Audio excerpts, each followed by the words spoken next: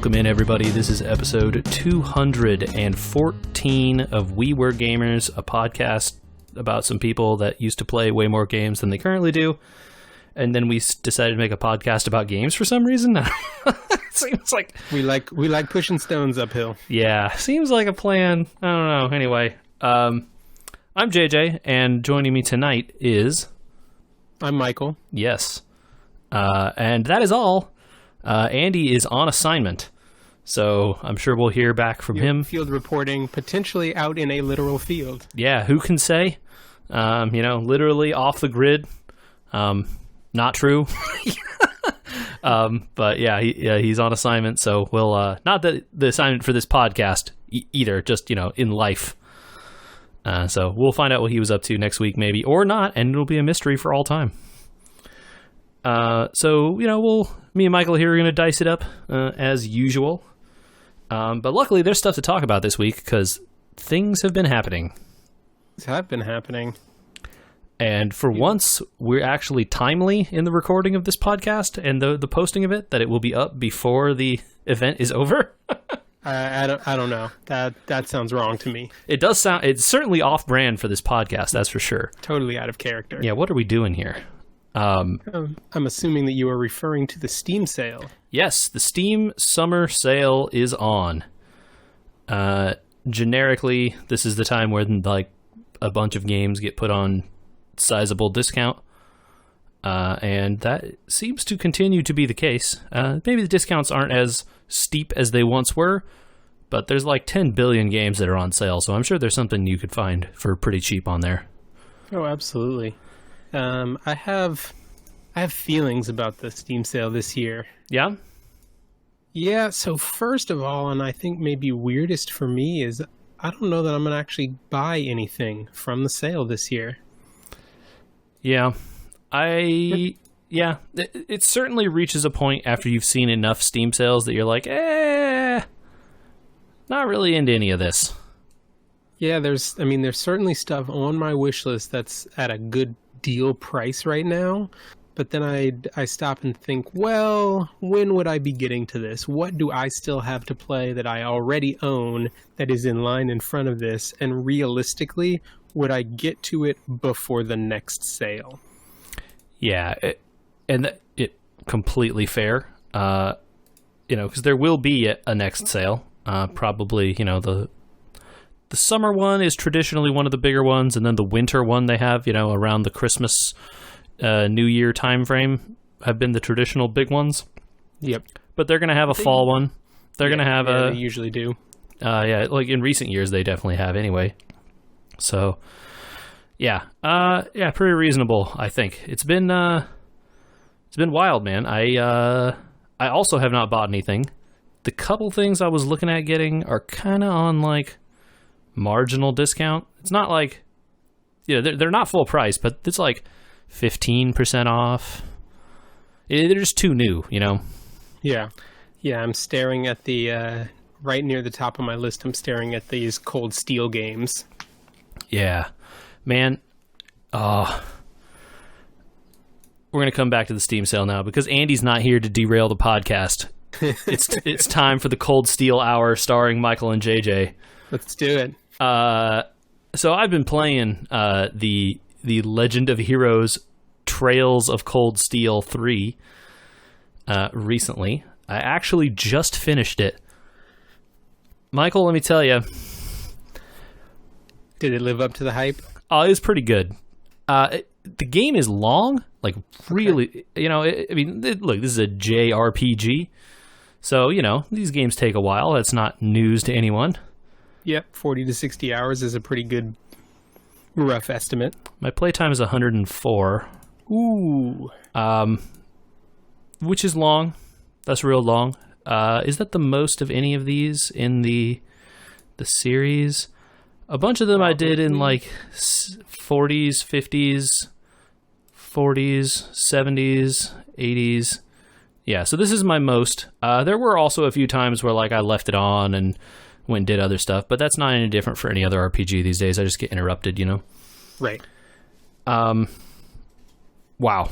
Okay, where do I want to start? I think the way to explain this series to people, and I know we've talked about it a little bit before, but is, the Trails series is the MCU of video games. That's a good parallel. I like that. That's what this is. There's a Cold Steel 4 coming out, and there are trailers up for that on the internet. Don't watch them if you haven't played Cold Steel 2 or 3. The first thing I saw when I saw someone post the trailer for Cold Steel 4, which was a very nice thing to do, and I know Andy would appreciate this if he were here, is they posted in the, right up front, don't watch this if you want to avoid spoilers. And I will say that this company, Falcom, that makes these, is bad about this in their trailers just in general. Because their trailers like to show the anime cutscenes, they like to show cool dramatic moments and stuff, which are inherently the spoilery parts of games, especially story-based games like these. Yep. But they also show the cool S-crafts and the fun big flashy moves. So those parts are kind of okay to watch, but they then intercut them with scenes that are inherently spoiler filled just by showing you that certain characters are around, or certain characters are with other characters, or characters are in certain recognizable locations. Yeah, you can put the pieces together. Yeah, and let me tell you, you think you can put the pieces together? You're wrong. You can't put these pieces together. You don't know what's going to happen. And I will tell you that this game was quite long. I also did try to do most everything. I got most of the achievements. I got I got every master quartz. I got all the profile updates. All the little level fight 700 battles and do 300 burst attacks and do all that kind of stuff. Raise your affinity to max and all that kind of stuff that they added. I also used Cheat Engine a little bit because the game is one of those that gives you limited points to do your events with your classmates and stuff. Oh, okay. And it's here's during your free time, you have 6 points or whatever, and then you can go use those to spend time with your students or with your other teachers or whatever. And then it's then there are 8 options or whatever, so you can't do all of them. So I said no, and I wanted to do all of them, and then I did. I want to see it all. Yeah. So Cheat Engine is great for that. It just lets you edit that stuff in. It's just freeze the point number until I say don't. I did run into one point doing that where in order to progress, the game normally when you do that, you could choose not to use all of them, right? If you're I don't really want to do this, I'm good. There are a few points in that game where it requires you to hit 0 in order to progress the story. So to use them all. Okay. And so, like story beats where you get your money stolen kind of thing. Right. Yeah, exactly. It's you have to use all these points, and then once all the points are done, something triggers and happens, right? Yeah. And I had been, going through and doing all the events, and I forgot to unfreeze the number, so I had 4 left, and I had done them all. Mm-hmm. And I was running all around trying to figure out what the heck and why it wouldn't advance, and it was oh, this is bad. So I loaded up a quick save from the game auto saves for you, which is so good that they do this. God, I love that. Yeah, and you can set the frequency in the menu somewhere, how frequent the auto saves are. Yeah. And so I just rolled back maybe 10, 15 minutes to where I hadn't done the last one, and then I set the number to 1, and then the last one used it and triggered the thing. Nice. So no problems there, but man. So you've played the first 2 games, right? First chapter and second chapter? Yes, Trails in the Sky. Trails in the Sky. Okay. So you remember the end of first chapter of Trails in the Sky? Yes, I do. And they give you a brutal cliffhanger. Yeah, with Joshua. Uh-huh. This game's pretty bad too. Yeah, there's a pretty brutal cliffhanger at the end of this, and I mean, not a spoiler to say that there's a 4 coming out. So, right, yeah, they're not just going to leave it hanging indefinitely. Right, and from what I've read from people on the internet, 4 does resolve everything. Okay. Or as much as these games ever resolve everything, because then there's more of them coming out after that even. So really, really cool. super enjoyed playing that, and it was, like I said, 100 hours. So that, and I bought this game back in March or something, and I finished it last night. Nice. Yes. How I was curious, so I pulled it up on how long to beat, and they say that main story plus extras is a 102-hour playthrough, and completionist should put you around 129. So you're right in the ballpark. Yeah, and I didn't get exactly every single trophy. There's like scan every enemy, and I missed some of those, or I missed a couple chests here and there somewhere around the middle, I assume. I don't know. But I got most of the achievements, so I consider that pretty good. I'll probably end up going back and getting a couple more of those. There's like some easy ones near the beginning apparently that I missed. Okay. Don't know how, but I gotta ask, are these games like the Trails in the Sky games in the sense that you can carry over data from one to the next? So Cold Steel 1 carries over to Cold Steel 2. Okay. Cold Steel 2 does not carry over to 3. Interesting. And my understanding is 3 does carry over to 4. Oh, so they reset it in between. So here, guess if you can figure out why this is. Okay. My first guess would probably be that they don't want you to feel like you are way behind if you pick it up. Not necessarily that they want you to pick it up midway through the series, but if you were to pick it up on game 3, you wouldn't be way outclassed by someone who'd been playing it from the beginning. And my second guess would be that because of the way that the story is told, you are potentially restarting in the same story arc, but with different characters. So the answer is actually not game related at all. Oh. It's because the first 2 games came out on the PS3 and the second 2 came out on the PS4. So it's hardware compatibility. Okay. Right. And so there was no way for them to transfer a PS3 or a PS Vita save even. I think some of these games came out on Vita. Yep. Onto a PS4. And my understanding is, I don't know if Cold Steel 3 came out on the Xbox also. It may have. I'm not sure. But, it definitely didn't come out on PS3. And so as a PlayStation 4, era type game, it's a quite a bit more graphically demanding, first off. So in Cold Steel 1 and 2, which, if you play them, go into the settings and turn every setting up to the max. I guarantee you, whatever you have, you have a gaming PC, so I'm sure you'll be fine. Just set everything to max. Set set it up to 1440p or whatever, and have it downsample for you. Every setting on max is going to be awesome, because the game is like a PS3 game, and your computer can blow it out of the water without even breaking a sweat. 60 FPS, no problem. Whatever you want to do there. This one, the requirements here are well below what my computer can do. 1 and 2 are low requirements games. 3, not so low. As a PS4 game, PS4 is quite a bit closer to what a standard gaming PC can do. Hey, you could set it to run at 60 FPS, locked or whatever. But then, I did, and you would turn, and some fields or whatever where there's lots of grass or something, all of a sudden it would be like, oh, there's 30. Yep. And, then it would bounce back to 60 or whatever.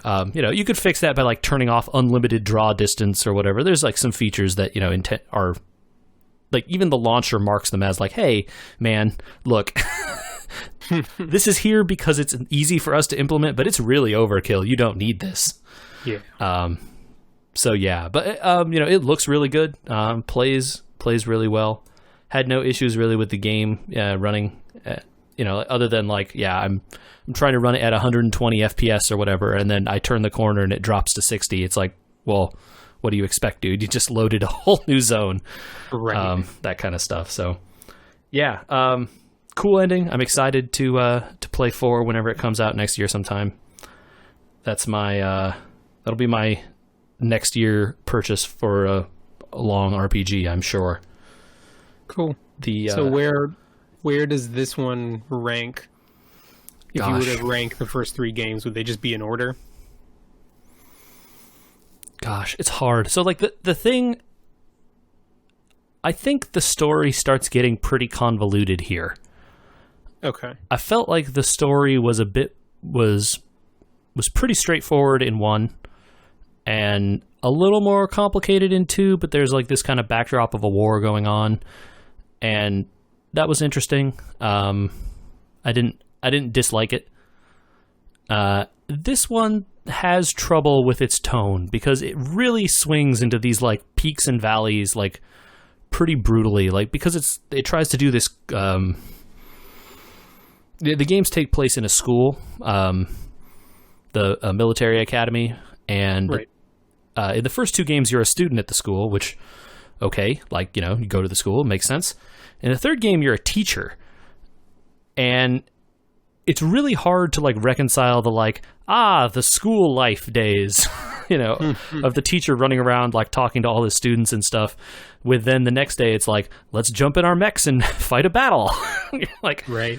Okay. I mean, I guess, yeah, there are mechs in these games also. Spoilers. Gosh, yeah, I don't know. Hard for me to rank them. I will say by the end of 2, and absolutely by the time you play 3, you should probably play those crossbell games. Yeah, definitely. There is the very end of 2 has some stuff that is like crossbell, they're directly crossbell related. And if you hadn't played it at the time, you're just going to be kind of like, this is weird, like, who are these people? And they don't really tell you. In 3, though, there's just like people referencing crossbell stuff left and right. And there are characters from Crossbell, and you see characters from those games again, and it's meant to be like this cool coming home thing, and you're just like, I don't know who this is. Right, it falls flat if you haven't played those games. Yeah, and of course you can just breeze through it, and like the game is still playable completely fine, but you're not going to enjoy like seeing these people again the way it's intended to be if you haven't done that. So, yeah, I know the Geofront translation of Trails to Azure is ongoing, apparently. So we can only hope it takes them less time than it took them to do the Trails to Zero. Yep, they seem to think it will. So that would be great news, because that game was really good when I played it with a bad translation, so I would love to play it with a good one. Yeah, so I really liked this game. It's good.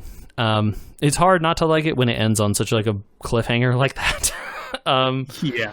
So, you know, you just want to know how it goes. I think the thing I will say, and I think it's true, that the first game and the second game are kind of the battle system is pretty different from the Sky games, right?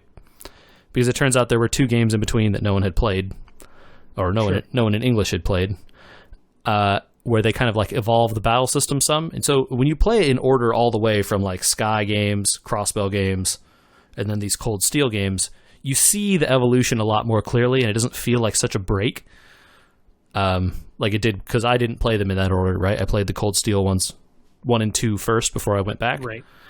And so the battle system in Cold Steel 1 and 2 then felt like really different to me.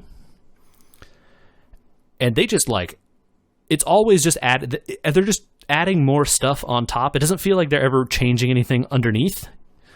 It's always like the system just has more complicated stuff on top. So like if you jumped into Cold Steel 3, I don't know how you would figure out how all this stuff works.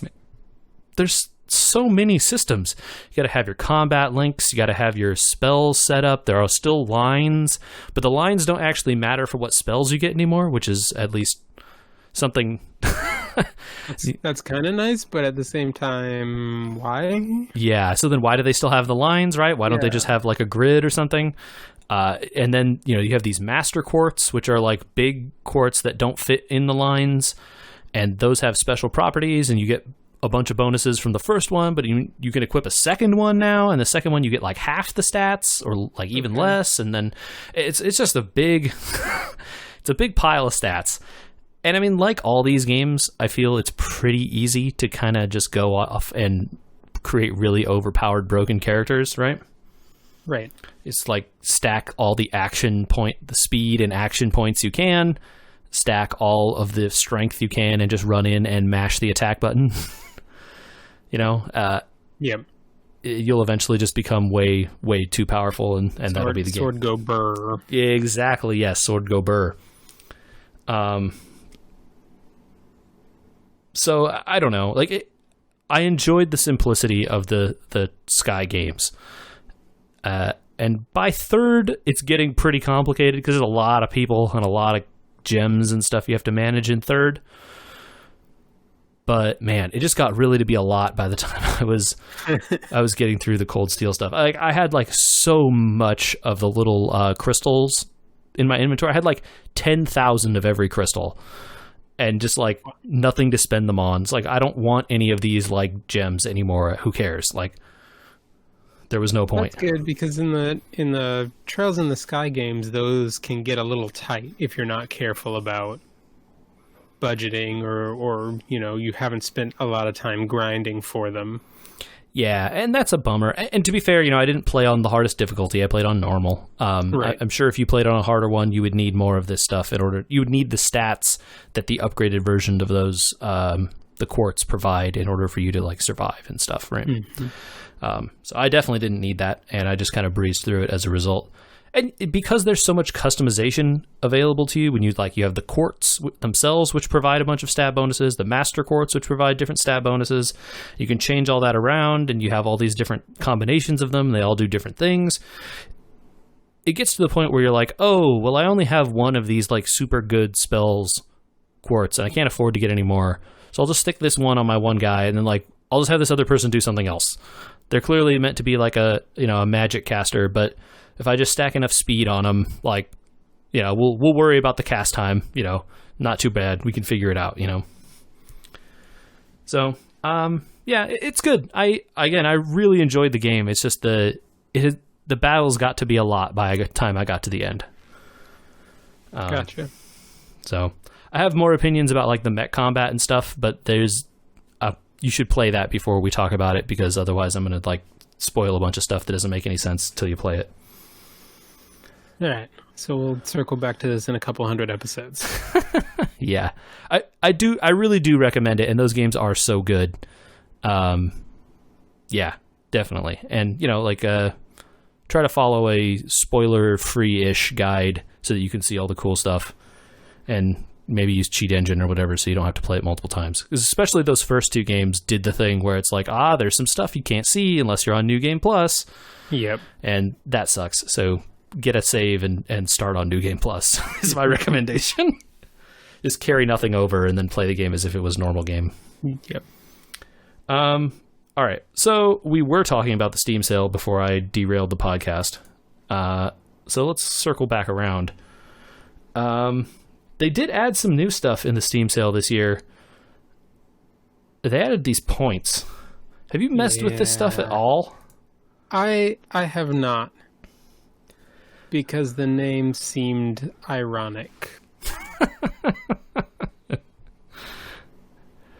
Yeah, so they added this whole new point system, and they arbitrarily gave you a balance of points based on your past Steam history, I'm assuming. So my understanding is the way the points work is you you spend money on Steam, you get points. So you spend $1, you get 100 points. And they gave you some amount of points based on your spend in the last certain amount of time. I have no idea how they decided how far back to go. I showed up, and then there were points already for me. It seems like it was a pretty arbitrary decision. And also there are like a lot of things to spend money on, but also kind of none of them matter. Yeah, it's a lot of animated stickers and avatar frames and like backgrounds, profile backgrounds. Yeah, and it's like, well, does anyone look at your profile on Steam? I mean, probably not. Yeah, I don't know. Doubtful. And then like these little animated emoticons or whatever to put in chat. To your in the Steam chat, you can't buy these stickers and stuff unless you own that game. Oh, I don't think I realized that. So if I want to buy the like one of these Disco Elysium ones, I can do that because I own Disco Elysium. The same with the backgrounds, right? Yep. If the background is from a specific game, you have to own that game in order to buy the background. But I can't just like go buy the CSGO ones or whatever. I don't own CSGO. I can't buy the ones from Doom because I don't own Doom. Well, so like, why did they make all this stuff? That seems odd. It's not a store anymore. Like, it's a store for stuff you could already get through like trading cards and stuff, I guess. I don't know who wants this, I guess. Yeah, like I said, I did not see the point. Yes. You can spend a bunch of points to make your avatar have like a gold border for 30 days. Okay. Like, how often am I chatting to people through Steam that they would even see my gold border? Not often enough to make it worth it. Yeah. And I mean, I guess you get the points for free for free. You get the points every time you purchase something anyway. So you're just going to accumulate these points. But like, again, I don't really care about them. I don't need a background for my profile. I don't need, weird chat stickers. So it's kind of a weird one for sure. You can get one free sticker a day if you go in and click on the shop. And they limited the amount of cards you can get this year. Huh. I think last year or the last couple years, you could do your discovery queue and you would get a card for the sale, right? Yeah. You used to be able to do that like 2 or 3 times a day. Now, once a day. Wow. Yeah, so that's it's a little strange. I guess as a result, the card prices are a little bit higher this year. Oh, makes sense. Supply and demand. So, if you want to sell your cards for 8 cents instead of 5, you can do that this year. Just weird overall. Like I'm, these stickers and the backgrounds and the profiles and stuff aren't tradable either. So it's not like you can buy them with points and then sell them for credit like you can with the cards. Nope, it's just stuff for you. Really strange. Yeah, I don't know. We've talked about this in the past, the direction that these sales have gone in compared to what they used to be. Yeah. I don't know who wants this, man. And this is like a Steam level feature. It's not even individual games, although individual games are clearly opting into it. I just don't, I don't know who this is for, Yeah. Yeah, it feels like something that didn't really need to exist. Yeah, yes. That's a good way to put it. All right. Well, there is also a generic just discount. I believe once per this sale, you can spend $30 and get $5 off that purchase. $30 or more. So if you spend $50, you still get $5 off. Go check that out, people, if you're looking for some cheap games. There are literally a billion games on sale, I think. I don't know how many there are. Oh, yeah. Yeah, just about everything in the store. So we'll leave Steam as it is and move on to some other stuff. Michael, you mentioned this, I think, on last podcast, and I know you and Andy have been tracking desperately, trying to find copies of this thing. It's the hot ticket out there. Let's talk about the Ring Fit. Yeah, so Ring Fit Adventure. We had Ryan on a while ago, I think when it first came out. Oh, right, yeah. Oh, wow, I totally forgot. He had picked one up, like, right when it came out, and told us about his struggles getting up the stairs after he was done with his first workout. And I can confirm that he was not wrong in his description. Is this relatable? Yeah, it was relatable. So I managed to get... So the game had disappeared, basically, I think right around when all the pandemic stuff started. And it was apparently because resellers were buying up every copy they could get their hands on and flipping it for crazy prices because the supply originally was not there to meet the unexpectedly high demand. I mean, I guess it makes sense, right? People are locked inside. They want to get some exercise equipment. Yeah, play a game, and if it doubles as your workout, then so much the better. So I guess it's taken a while for Nintendo's numbers to finally start to catch back up. But in the last couple of weeks, it started going back on sale, every couple of days in different places here in the States. And so I managed to snag a copy 2 weeks ago now, and it showed up last week, and so I fired it up.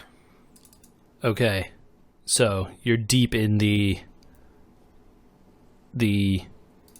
adventure. Have you been keeping up with it as like a form of exercise, or are you just kind of playing it through to see it? So I'm at the moment I just sort of played through the first world to see how it was.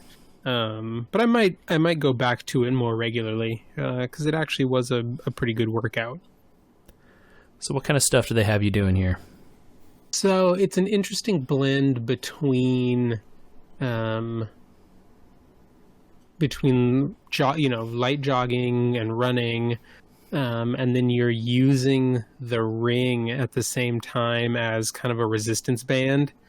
So when you first do the setup, you create your avatar and put in all of your like age and health and weight stuff that's also normal for a fitness type game. And then there's like a 5-minute cutscene where they introduce you to the story that they've skinned the whole thing with. And then they drop you into it.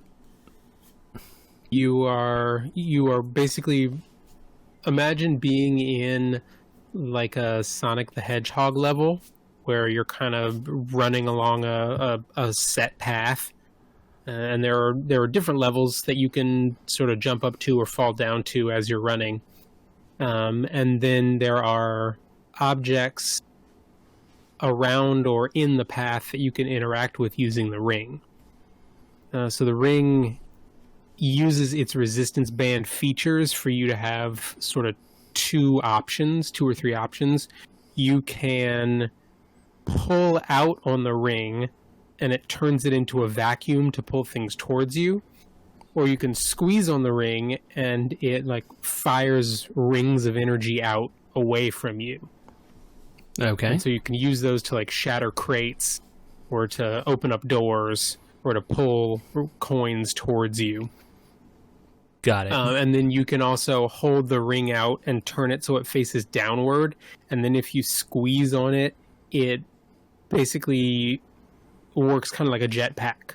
So it hovers you up off the ground, so you can collect like arcs of coins that are up over the path. Okay, gotcha. That's like a cute way of making you jump without you having to actually jump. Yeah. And then there are things like stairs, so you have to do high knees to get up the stairs. And it can sense the difference because one of the Joy-Con controllers is in the ring, but the other one is strapped to your thigh. Oh, okay. So it is also tracking your like leg movement. Yes, so it can tell the difference between when you're lightly jogging and when you're running harder, and your character responds to the pace that you set. Cool. And then, so stacked on top of that, there is also, from time to time, you will run into battles, so kind of RPG style, where in the middle of the path, you'll encounter an enemy, and it'll launch you into a battle screen. And then the battles themselves are interval training. So it's a mixture of things like doing squats or holding yoga poses or doing like sitting down and doing leg lifts, like bringing your knees up to your chest. And if you get the timing and the form down right, then you execute a successful attack. I gotcha. So it's like you do 5 sets of crunches or 5 sets of squats or whatever, and then go back and do 5 sets of yoga pose or something like this. Yeah, exactly. And so you have a kind of like it. Actually, it would remind you of the action bar that's across the bottom in Xenoblade Chronicles, all the little circles. Oh, yeah, uh-huh. So you have that kind of bar across the bottom, and you select which exercise you want to do, and you go through it, and it sets a certain number of them for you to do, and halfway through it picks up the pace, so you have to do them faster. And then when you're done, there's a cooldown, so you can't just do the same thing over and over again. Okay. Interesting. Yeah, so you run and interval train your way through each level, and then sort of Super Mario style, there are levels broken down into 8 worlds. And so you work your way through the worlds, and there's a boss at the end of each world, which requires much more, many more intervals through before you knock his health all the way down. Gotcha. So it was like a really big workout to get through the boss. Yeah. That sounds pretty cool, man. So so it's a neat way to skin like getting in a workout. So you think there are 8 worlds? You said, did you finish the first one, or you were working on the first one? I finished the first one. Okay. So about how long did that take you in terms of like, I don't want to say like playing time, because I'm sure you have to like take a break at some point. Sure. So there is actually a running clock that tracks your exercise time, so it pauses between levels when you stop.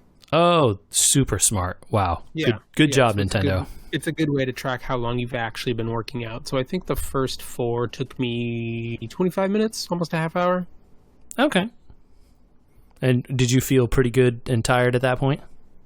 Yeah. Like I definitely had broken a sweat, and one of the things about it that makes it easier to get into as a workout is the fact that you sort of approach it with that mentality of you're playing a game. Mm-hmm. And so you're not necessarily thinking about how many reps you've done of a certain exercise or how long you've been at it. And so you get to the end, and it does a good job of doing warm-up stretching, and it puts you through a cool down at the end. But yeah, then you actually step away from playing the game, and you're like, oh, I really feel that. Oh, it hurts when I walk up the stairs all of a sudden. There's a little bit of going up was okay. There was a little bit of like jelly legs coming back down. Yeah, it's interesting because that's one of those where like, oh yeah, well going up the stairs is just like the workout you just did, so that's not so bad. But then coming down, all of a sudden, all the weight is off, and your legs are just like, whoa. Yep. So it was good. Yeah, I'll definitely I'll go back to it this week. Move on to World 2, and you unlock. So you level up as part of it, and as you level up, you unlock more different workout types. Very cool. So you have more variety of choices in what you want to do. And then on separate from the game, you can also just set yourself like an individual workout. Oh, so you could just say like, hey, I want to do 50 of these leg lifts and then 10 crouches or 10 squats and then 10 different of these yoga poses or whatever. You could just set it to do all that. Yeah, you can build yourself a workout. Huh, that's cool. And do you have to unlock stuff in that too? I didn't duck into that menu to see. I imagine, I would like to think maybe not, that if you're just going to build yourself a workout, they wouldn't make you unlock it, but I don't know. You never know with Nintendo. Yeah, that is true. You do never know. Cool, man. Well, I'm glad that someone was able to get one that's actually using it and didn't have to buy it through a reseller. That's what's important. Yeah. So well done with this one, Nintendo. Yeah, it sounds like, man, and like Ryan said he's liked that, and now you, and I think Andy was looking to try and grab one. Sounds like they really did a good job on this one. I have still been working my way through Xenoblade Chronicles Definitive. The game is 1 billion hours long. Also, JRPGs. Yeah, I know. What am I doing buying so many of these games? But that game is one of those ones where it's like pretty easy to just like go to the town, pick up 800 quests, and just turn your mind off and go farm 1,000 monsters in the field. Put on a TV show in the background and. Yep. So I've definitely been doing some of that, watching some shows and stuff. And eventually, my wife and I decided we wanted to try and play something together. And I got one of these games during one of those bundles we talked about last week. Yeah. Have you ever heard of or played Baba Is You? I have heard about Baba Is You. I have not played it myself. The name of the game, Baba Is You. This game is like 100 megabytes or something. It's tiny. Download it.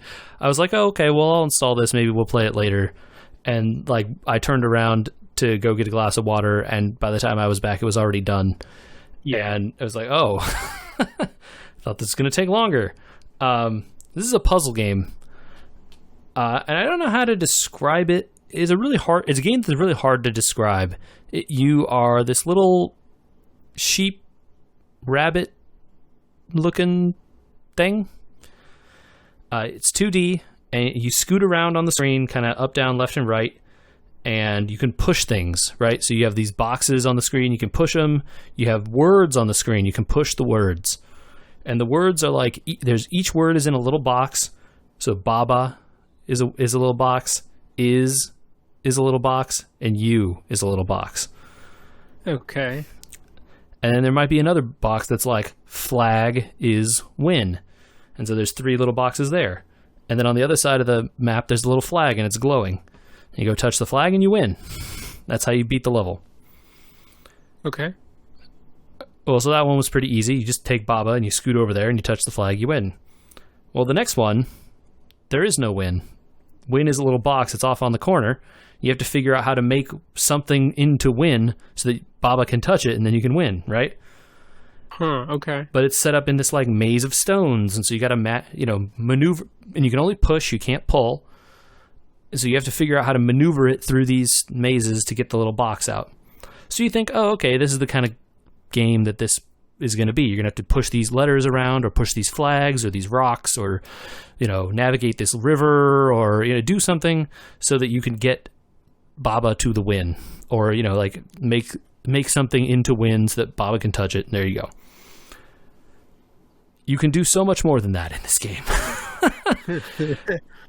It gets very difficult, I will say. And not just because the puzzles are hard, the puzzles are also hard, but because you have to think so differently every time.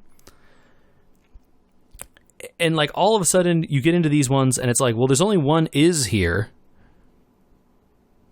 How can I have both Baba is you and something is win? There's only one is. Or like the flag is on the other side of a river and water is hot. And if Baba touches something that's hot, he explodes and then you're dead and they have to back up. Or what do you do? How do you get the flag over here?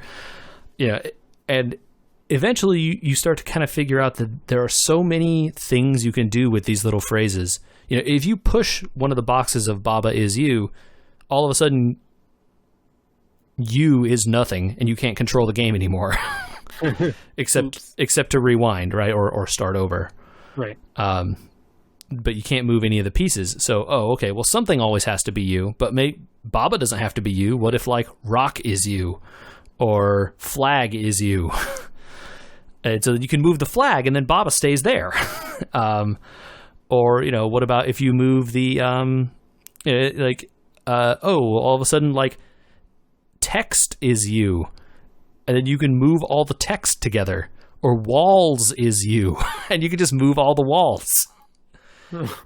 And, like, in a lot of cases, they'll put, like, like a wall is stop. And that'll be surrounded by a bunch of walls. So there's no way for you to get inside there because you can't go through. So you're locked into it certain conditions that way. Right. Or like at certain conditions like, hey, this flag is win, this thing is defeat, and these walls are stop. So you're not going to be able to change those because there's no way to get into those places. But then there's a bunch of other random words strewn about, and you have to figure out how to put these together to try and cause something to happen. And it is just mind-bending, man. I think every night, or last couple nights anyway, we've tried to play a level or two, and we just sit here staring at the computer, both of us, for about 15 minutes, and just being like, I have no idea what to do. And you just... So yeah, I pulled up the store page here, and I'm staring at a still of a level, and I can see there are 3 doors between you and the flag, and it's set as key is open, key is push. So I can see where you would push 2 keys to unlock the door, but there are 3 locked doors and only 2 keys. Yeah, what are you gonna do? There's also a rock though, so I'm seeing where you can change that rock is key and rock is push, and now all of a sudden you can use the rock to unlock the last door. Sure. But then there's also like 700 other ways to solve this. Sure, right? Like you could just set door is open. Right, exactly. You could just like make the door be open. Oh, well, all of a sudden now you can just walk through all the doors. Or what if you could just set walls to open? Right, or take the stop away. Right.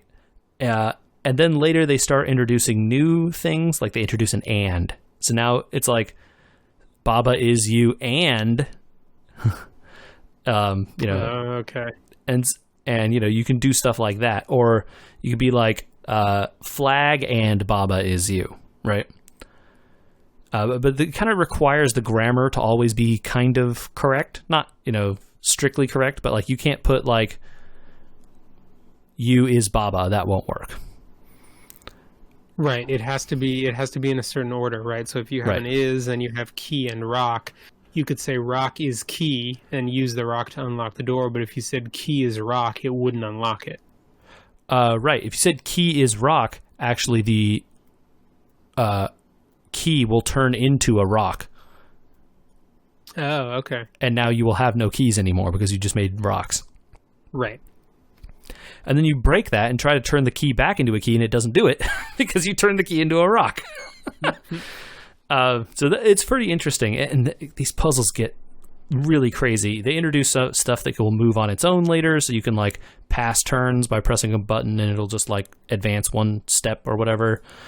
And some of this stuff is so nuts. And like I said, we've only been doing it for a little while, and like maybe we'll get better at it as we go.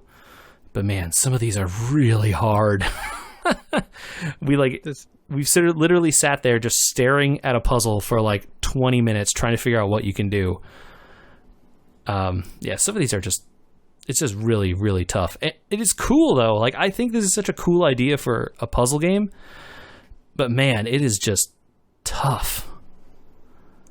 I don't know. I don't want to dissuade people from playing it because it's so fun. Like it's so cool, but like it's one of those ones where you do a couple and then you're like, all right, my brain is fried. I have to do something else. Like I have used up all my thinking ability for tonight. I got to do something else. Yeah, this definitely seems like my kind of game. So yeah, it's I got it in one of those bundles. So it was $1 or something for this for me. I'm seeing it on the Steam sale and it's like $12. What a deal, man. As far as I can tell, this game has 1 billion levels. Yeah, it seems like the kind of thing that you could endlessly iterate on. And it's definitely one of these games where they give you a world, and you go into the world and there's like 15 levels in the world or whatever. And after you beat like 8, you can just leave and go to the next one. Right. And that is rad that they do that, because at some point you're just going to get to one of these levels and just be like, I have no clue how to solve this. Literally no clue. So I'm going to leave and go try this other world and do, push these crabs around or whatever. Maybe something will occur to me and I'll be back. Yeah. Tomorrow when my brain is recharged. So that's super cool. And I recommend people, if you want like a good, tough puzzle game, that's one. And then you solve them and you feel like a genius at the end. Yeah. It's just like, oh my God. Satisfaction is always great. I didn't know that was even possible. Oh my God. That was super cool. Really have been enjoying being me is Baba. All right, what else we got going on here? I I'm still not all the way convinced that we're going to have a football season, but people are acting like it's going to happen. Yeah, they sure are. They're making plans. Camps have started meeting for voluntary practices, I think, in a lot of the cases. Mm-hmm. A bunch of players are still testing positive for COVID, so they're not coming. Yep.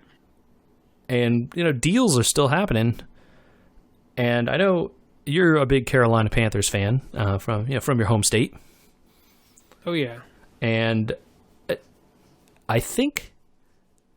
Did they release Cam last year? In the off season after this past year. Right, he got hurt early on, right? Right, so Cam got hurt during preseason, and he missed the first 2 games. Is that right? Of the season.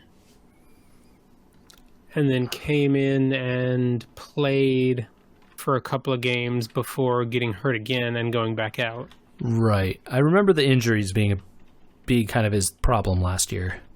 Yep. But different injuries, of course, right? He'd had shoulder surgery and they weren't sure how he was going to be, and his shoulder looked good, and then he wound up being out for the year with a foot injury. Right. They got a foot thing or a leg thing, and so then they released him at the end of this year, and it was always kind of like, well, he's a pretty good veteran quarterback. People were going to, arguably really good veteran quarterback based on how he performed while he was in Carolina, and kind of always wondered where he was going to end up. And, well, Michael, I got some news, which maybe you have already seen. Yeah, we do finally have an answer to that question, and it's something that I had actually speculated on with different Panthers fan friends, and I think the consensus among most of us was, you kind of knew this is how this was always going to end when they weren't able to make a deal to trade him outright and they just released him. Because if there's any team in the NFL that makes a habit of scooping up free agents for a song, it's the Pats. Yes, the Patriots have signed Cam to apparently a incentive-laden deal for 1 year. Yes. And here's the thing that really bothers me about this. Mostly because it's the Patriots. But if, let's say Cam does great, right? And he gets all his incentives, the Pats do wonderful, they get all the way to the division title or the Super Bowl again, whatever. He's on a 1-year deal. Yep. You think Bill Belichick's going to re-sign Cam again the next year? Or is he just going to pick up the next free agent veteran quarterback that's sitting around on the wire, right? Yeah, given his MO. And so, they're essentially paying what is a pretty below market rate for a quarterback these days. Oh, definitely. And, Cam wants to prove that he can still do it. And, he's not that old, really. He's like 30 or something. So, many guys have played quite a bit longer than that. So no reason why he couldn't also. But Bill Belichick's MO is to give him a year and then cut him. And then they get compensatory picks for cutting him. Yep. Oh, by the way, they lost a compensatory pick next year because of their filming scandal. Did you know that? That happened today also. I heard about that. Very convenient of them to announce both of these things at the same time. And if they then cut Cam, they would get not the same level of pick, but they would get an additional pick that year. Much later than the one they lost. I think they lost a 3rd round or something, and they'd be getting like a 6th or a 5th round or something. Still, though. Something, right? So that's it's conspiracy talking, who knows? I'm sure if he was somehow instrumental in them winning the Super Bowl or whatever, they would re-sign him next year. But, maybe it would still only be a 1-year thing. And he wouldn't be getting $40 million like he would be at, some of the other clubs. Man. You ready? Are you ready to see that Tom Brady, Cam Newton Super Bowl? God, is it possible to root for no one? Look, I mean, do you pull for the Pats or do you pull for Brady or yeah, cheer that's for the refs? You cheer for the refs at that point. cheer for the refs. and Hotch of these guns. Yeah. Too bad he retired, man. His son is a ref though. That's true. Maybe he's learned the swollenness in the way of his father. Yeah. I don't know. That's such a bummer. Not because I like Cam. He seems very pleasant and a great player, and I would love for him to be paid what he is worth and do wonderful on a team, a great team by all accounts. I just don't want to root for the Patriots. Yeah. I mean, the one thing that I will say, and I always pull for Cam. The one thing that I will say is that in going to the Pats, he will have something that he never really had in Carolina, which is an offensive line that will actually really protect him. Yeah, that's true. Carolina never invested in an offensive line like they should have to protect a quarterback like Cam. Yeah, it's really, so like I think about it, because like I played fantasy a bunch, and so like I think about it from the fantasy perspective, and like, yeah, Tom Brady was an okay fantasy quarterback, right? He was never putting up 1 billion points every week like Cam was, back of those first few years, or like some of the other guys do, like Jameis Winston, who throws 1 billion interceptions, but also throws 100 long balls every game, right? Yeah. Bill Belichick's not going to do that. But what Bill Belichick is going to do is short passes to James White. Or, he's gonna turn and run upfield for a bunch of yards. Or give Cam the run pass option and Cam Newton runs for 5 yards, Like that's the kind of stuff that they are going to do. And with a line to actually protect him, you might get 5 yards instead of 1. Yeah, and or in a goal line situation, Brady was never going to take the ball in himself. Cam, however... And like even then, you say that he would never do that, but Brady absolutely did QB sneak it a few times, right? Sure, every once in a while, and that's where that kind of works for him, right? Brady never takes it in himself until he does. Right, exactly. And Cam Newton is definitely taking it in until he's not. And then the guy on the outside, whoever it is this year, or James White or whoever. It's a receiver who slipped off the end of the line. Right. Or he's like 2 steps off the end of the line, and then, Cam jumps but actually laterals it, and there you go, touchdown. Yeah, man. It'll be interesting to see. I hope, wish him all the best. I hate that franchise. I don't know what to say. I'm very conflicted on this. Just it's one more reason why I want to see a football season this year. Yeah. Yes. I would like to see football too. And in order to facilitate that, maybe everyone should wear your masks. I don't think that's too much to ask. Please, out there, folks, just put them on. It's not that tough. I'm not. I would rather not do it, right? Like I would rather not wear a mask. But sure, I think we all would. Yeah, I think everyone would rather not do it. But I'm gonna do it anyway. I would also rather not pay taxes, and I would rather not pay rent, and I would rather not. Do a lot of things that I am required to do. And this is one of those things, just got to be conscientious of the fact that there's a pandemic and sick people, and you got to do something about that. And if wearing a mask is the price we pay, it's not that bad of a price, really. Yeah. All right. What we're saying is take care of yourselves. Yeah. And be nice to other people, just be good to each other. Be excellent to one another. Be excellent. Did we talk about that on this podcast last week? We touched on it briefly, yeah. God. I can't believe they're doing that again. Face the music. Can't believe they're making another one of those. All right. Well, if people want to tell us, if they want us to face the music, I should say, we know everyone loves food crimes, and there will be more food crimes next week.